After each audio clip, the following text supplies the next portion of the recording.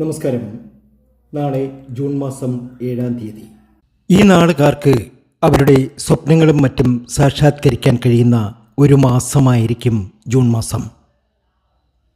June മാസത്തിൻ്റെ പകുതിയിൽ ഈ നക്ഷത്ര ജാതകർക്ക് അത്യാപൂർവമായ നേട്ടങ്ങൾ ഇവരെ തേടി വരും. ഇവരെ സംബന്ധിച്ച് ചിലർക്ക് നല്ല സമയവും മറ്റു ചിലരെ സംബന്ധിച്ച് ദോഷവും ആയിരുന്നു കഴിഞ്ഞ കുറേ കാലങ്ങളായി. പ്രശ്നങ്ങളൊക്കെ നിർവീര്യമാക്കാൻ ഈ നാളുകാർക്ക് ഇനി കഴിയും. കണ്ടകശനി ബാധിച്ചവരെക്കാൾ ദുരിതമായിരുന്നു ഈ നാളുകാരിൽ പലർക്കും. കഷ്ടകാലം മാറി നല്ല കാലം വരികയാണ്.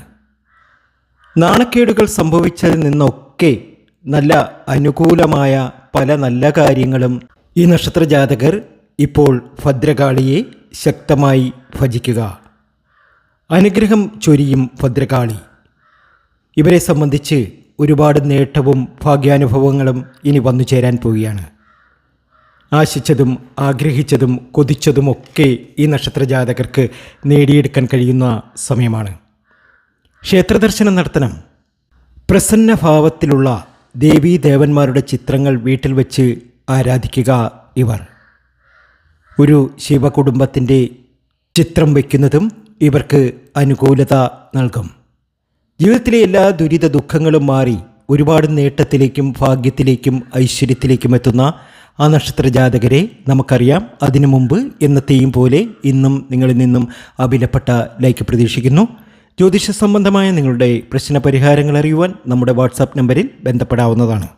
ഏറ്റവും അധികം ഭാഗ്യമുള്ള സമ്പൽ സമൃദ്ധിയിലെത്തുന്ന ആ ആദ്യത്തെ 3 നക്ഷത്ര ജാതകർ അശ്വതിയും ഭരണിയും കാർത്തികയുമാണ്. അതിസമ്പന്നതയിൽ എത്തും. വിവാഹപ്രായമെത്തി നിൽക്കുന്നവർക്ക് വിവാഹം, കുട്ടികൾക്ക് വിദേശ യോഗം. നല്ല കാലമാണ്. ഭഗവതി ക്ഷേത്രത്തിൽ ഭാഗ്യസൂക്ത പുഷ്പാഞ്ജലി നടത്തുക. അടുത്ത നക്ഷത്ര ജാതകർ മകയിരവും തിരുവാതിരയും പുണർത്തവുമാണ്. ധനപരമായി ഒരുപാട് നേട്ടമുണ്ടാക്കുന്ന സമയം. വരുമാനം വർദ്ധിക്കും. പുതിയ വാഹനം വാങ്ങും. നല്ല ശമ്പളം കിട്ടും. എല്ലാ രീതിയിലും നേട്ടമാണ്. ദേവീക്ഷേത്ര ദർശനം നടത്തുക. ഒപ്പം ഗണപതി ക്ഷേത്രത്തിലും ദർശനം നടത്തുക. അടുത്ത നക്ഷത്ര ജാതകർ മകവും പൂരവും ഉത്രവുമാണ്.